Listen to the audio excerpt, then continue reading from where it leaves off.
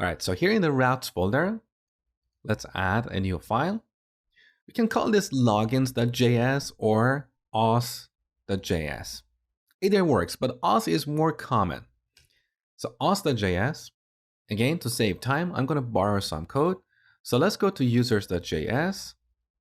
I'm going to copy all the code that we wrote in this section and then paste it in auth.js.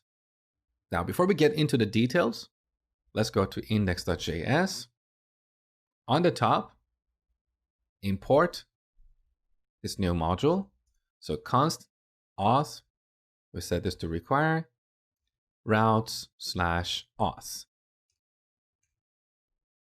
So if we have any requests to this endpoint, /API/auth, or one of its child endpoints, we're going to delegate this to this auth router. So the big picture is done. Now let's look at the details. So back in the auth module, on the top, first we need to validate the body of the request.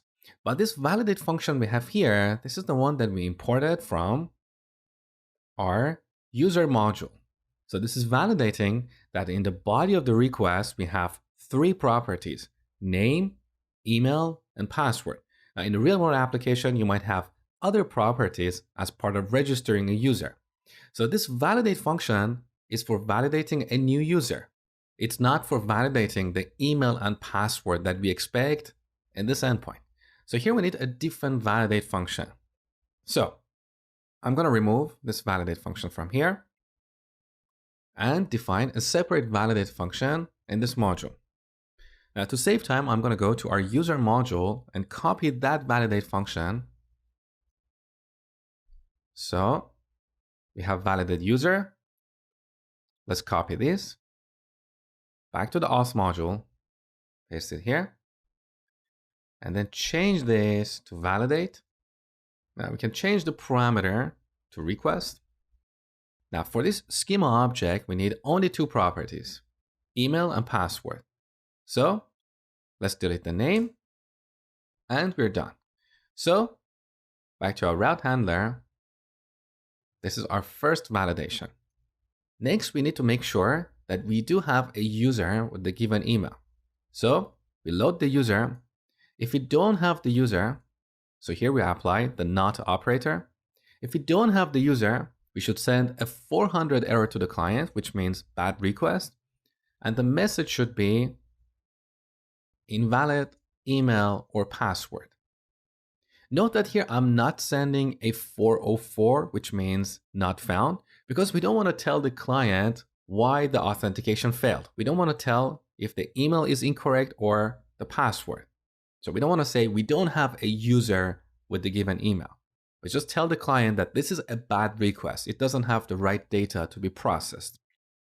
So this is for validating the username or email in this case. Next, we need to validate the password. For that, we need to use bcrypt. So let's delete all this code here. This bcrypt object that we have has a compare method. We use this to compare a plaintext password with a hash password. So our plaintext password is in request.body.password. And our hashed password is in user.password. Now, as you saw earlier, this hashed password does include the salt. So when we call the compare method, bcrypt is going to get that salt and use that to rehash this plaintext password. If they are equal, then this will return true. Okay, so here we need to await this promise and store the result here, invalid password. Now, if the password is not valid, again, we're going to return a 400 error with that vague message, invalid email or password. So I'm going to just copy this and paste it here. And finally, if we get to this point, that means this is a valid login. So for now, I just want to send a simple true value to the client.